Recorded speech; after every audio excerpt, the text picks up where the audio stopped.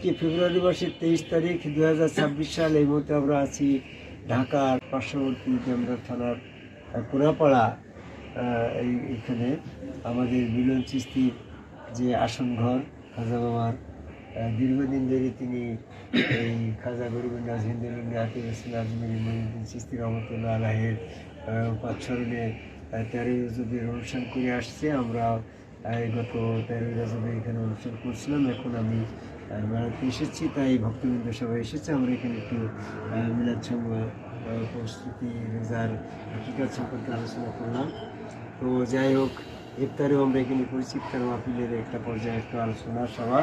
তো একটা বিষয় আমি বলতে চাচ্ছি যে পৃথিবীতে অনেকগুলা নবী আসছে, আল্লাহ পাকের নবী পৃথিবীতে তার ধর্ম নিয়ে আসছে। যেমন আদম আলাইহিস সালাম নিয়ে আসছে, নূহ আলাইহিস সালাম আসছে, ঈসা আলাইহিস সালাম আসছে, মুসা আলাইহিস সালাম আসছে, ইব্রাহিম আলাইহিস সালাম আসছে, আরও নবীদের নাম আমরা শুনেছি। এগুলো সব পৃথিবীতে আসছে না? প্রত্যেকটা নবীর ধর্মই কিন্তু সমাজে বর্তমান চালু আছে, তাদের ধর্ম চালু আছে।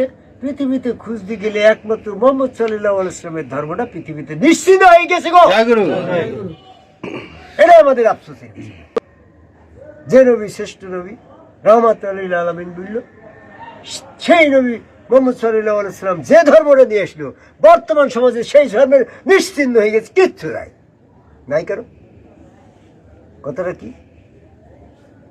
বর্তমানে আদম আলাইহিস সালাম যে ধর্ম নিয়ে আসলো, আদম সেজদার ধর্ম, বর্তমানে হিন্দুদের ভিতরে আদম সেজদা আছে। সনাতন ধর্ম, আদি ধর্ম, হিন্দুরা আদম আলাইহিস সালামের ধর্ম পালন করে। ইব্রাহিম আলাইহিস সালামের ধর্ম, মুসা আলাইহিস সালামের ধর্ম, মুসা আলাইহিস সালাম জাদুকর মুসা আলাইহিস সালামকে সেজদা করল, মুসা আলাইহিস সালামের ধর্ম সেজদা আছে। ইউসুফ আলাইহিস সালামের পিতা মাতা 11 ভাই সেজদা দিল। শাহীদের ভিতরে আদম সেজদা দেদারতে চলছে। এই ঈসা আলাইহিস সালামের ধর্মের ভিতরে আদম সেজদা চলছে, আমি রাঙামাটি পাহাড়ে গেছিলাম, সেখানে একটা মহিলা ডাব ফলটল বিক্রি করছে। ফলটল খাওয়ার জন্য বসলাম। আমাদের এই চুলদারি মুসের বেশ দিকে খুব সম্মান করলো। আমরা বললাম যে আপনাদের গুরু আছে? বলে হ্যাঁ, গুরু আছে। তো গুরু কিভাবে সেজদা করে? তো আমরা আদম সেজদা, আদম কবে আল্লাহকে সেজদা, আমরা গুরু সেজদা করি। তাহলে বৌদ্ধ ধর্মের ভিতরেও আদম সেজদা আছে। তাহলে আমার নবী মুহাম্মদ সাল্লাল্লাহু আলাইহি ওয়াসাল্লামের ধর্মের ভিতরে আদম সেজদার কথা বলাই যায় না। বললি তারা এরকম ভাবে মব সৃষ্টি করে তারা আক্রমণ করছে। আজকে তুমি বাইতুল মুকাররমে যাও, সেখানে যাই যে তুমি গুরুকে বসে সেজদা করো, তাহলে ওখানেই তোমার বাড়ি শুরু করো। কাবাগৃহে যাও, ওখানে তোমার গুরুকে বসে সেজদা করো, ওখানে তোমার একটা মদিনায় যাও, সেজদার কোনো চিহ্নই পাবা না। তাহলে মুহাম্মদ সাল্লাল্লাহু আলাইহি ওয়াসাল্লামের যে ধর্ম প্রচলিত আছে, সেই ধর্মের ভিতরে আদম সেজদা নাই। আর আদমের ধর্মের ভিতরে আদম সেজদা আছে, ইউসুফের ধর্মের ভিতরে আদম সেজদা আছে, এরকম ভাবে মুসা আলাইহিস সালামের ধর্মের ভিতরে আদম সেজদা আছে। কিন্তু আর একমাত্র নবী মুহাম্মদ সাল্লাল্লাহু আলাইহি ওয়াসাল্লামের রেখে যাওয়া ধর্মের ভিতরে আদম সেজদা নাই। তাহলে আদম নবীর সাথে মুহাম্মদ সাল্লাল্লাহু আলাইহি ওয়াসাল্লামের সাথে ধর্মের ব্যাপারে পার্থক্য সৃষ্টি হয়ে গেল। ইউসুফ আলাইহিস সালামের ধর্মের ভিতরে আদম সেজদা আছে, মুহাম্মদ ধর্মের ভিতরে নাই। তো তাহলে মুহাম্মদ সাল্লাল্লাহু আলাইহি ওয়াসাল্লামের ধর্মের সাথে ইউসুফের ধর্মের পার্থক্য এসে গেল না? তো নবীদের ভিতরে বৈষম্য নাই। সূরা বাকারার 136 নম্বর আয়াত। তাহলে আমরা যদি আয়াতটাকে শনাক্ত করতে যাই, তাহলে অবশ্যই ইউসুফ আলাইহিস সালামের ধর্মের ভিতরে যে আদম সেজদা ছিল, আদম আলাইহিস সালামের ধর্মের ভিতরে আদম সেজদা ছিল, ইসলামের ভিতরে আদম সেজদা ছিল, তাহলে অবশ্যই মুহাম্মদ সাল্লাল্লাহু আলাইহি ওয়াসাল্লামের ধর্মের ভিতরেও এই আদম সেজদা ছিল। তাহলে মুহাম্মদ সাল্লাল্লাহু আলাইহি ওয়াসাল্লামের ভিতরে আদম সেজদা ছিল, তার একটি শক্ত দলিল কি? আল্লাহ সূরা কাসাসের 85 নম্বর আয়াতে বলছে, হে নবী মুহাম্মদ, তোমাকে বিধান স্বরূপ এই কোরআন দিলাম। তাহলে নবী মুহাম্মদ সাল্লাল্লাহু আলাইহি ওয়াসাল্লামের বিধান হচ্ছে এই কোরআন। এই কোরআন কোন নবীর পরে আসছে গো? মুহাম্মদ সাল্লাল্লাহু আলাইহি ওয়াসাল্লামের পরে। সেই মুহাম্মদ সাল্লাল্লাহু আলাইহি ওয়াসাল্লামের ধর্মের নাম যদি কোরআন হয়, আর এই কোরআনে যদি 8টা জায়গায় আদম সেজদার আয়াত আসে, তাহলে অবশ্যই নবী মুহাম্মদ সাল্লাল্লাহু আলাইহি ওয়াসাল্লাম আদম সেজদার ধর্মটাই প্রচার করছিল। তাহলে সেই ধর্মটা এখন তোমার তাবলিগ, আলা জামাত ইসলাম, চরমুনা, ফুরফুরা, মানিকগঞ্জ, আটরশি, হিজবুত তাহরির, হেফাজত ইসলাম, কাদিয়ানী, টুপি পাগড়ি, জুব্বাধারা, মোচকাটা, যে সমস্ত আদম সেজদা বিরোধী শয়তানের দল কাফের, এরা এই নবীর ধর্মটারে কারবালার প্রান্তের কতল করছে। এই জন্য আমি আফসোস করে বললাম যে পৃথিবীতে সমস্ত নবীর ধর্ম চালু আছে, একমাত্র নবী মুহাম্মদ সাল্লাল্লাহু আলাইহি ওয়াসাল্লামের ধর্মের কোনো অস্তিত্বই বাংলাদেশে পৃথিবীতে কোথাও নাই। তার প্রমাণ কি? ইসলামের মেন কেন্দ্রবিন্দু তো কাবাঘর। কাবা ঘরে যে আদম সেজদার কোন নমুনা আছে? না মদিনার মাজার মুহাম্মদ সাল্লাল্লাহু আলাইহি ওয়াসাল্লামের মাজার মদিনায়, সেখানে কি আদম সেজদার কোনো প্রচলন আছে? এই জন্য পৃথিবীর আর সেখানে কোথাও নবী মুহাম্মদ সাল্লাল্লাহু আলাইহি ওয়াসাল্লামের ধর্মের যেখানে প্রতিষ্ঠিত প্রচার সেখানে আদম সেজদা নাই। তার মানে এগুলা সম্পূর্ণ ইজিতি ধর্ম, মুহাম্মদ সাল্লাল্লাহু আলাইহি ওয়াসাল্লামের ধর্ম প্রতিষ্ঠিত হয় নাই।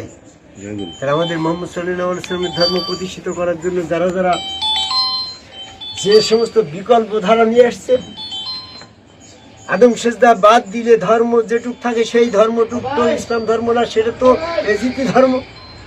তো আমরা যে প্রক্রিয়ায় ইসলাম ধর্মকে বাতিল করেছে এজিদ, সেই সমস্ত বাতিল বিকল্প ধারার মাঝে নিজে চুলদাড়ি মোছরেকে আদম সেজদা করে সেই সমস্ত ধারার ভিতরে ঢুকে যেয়ে মুহাম্মদের ধর্মটাকে আমরা, মুহাম্মদ সাল্লাল্লাহু আলাইহি ওয়াসাল্লামের ধর্মটাকে আমরা প্রতিষ্ঠিত করি। এই জন্য আজকে আমাদের মসজিদে যেতে হবে, মসজিদে যাই মোছরেকে যাই গুরুগণকে সেজদা করতে হবে। তারা যে সমস্ত মাদ্রাসায় ছাত্রছাত্রী পড়াচ্ছে, নিজের ছেলে সেখানে ভর্তি করে সেখানে যেয়ে আদম সেজদার কথা বলতে হবে। যে সমস্ত ওয়াজ করছে, ওয়াজের স্টেজে যেয়ে গুরুকে বসে সেখানে সেই স্টেজের ভিতরে সেজদা করতে হবে। সমস্ত জায়গায় আদম সেজদার প্র্যাকটিক্যাল দিকটা প্রচার করতে পারলেই নবী মুহাম্মদ সাল্লাল্লাহু আলাইহি ওয়াসাল্লামের ধর্ম প্রতিষ্ঠিত হবে, তাছাড়া হবে না। এই জন্য আজকের এই মিশনের আমার ধারাবাহিকতা হচ্ছে, যে যে ধারাবাহিকতায় প্রকৃত আদম সেজদাকে বাতিল করার জন্য ইবলিস যে সমস্ত বিকল্প ধারা চালু করেছে।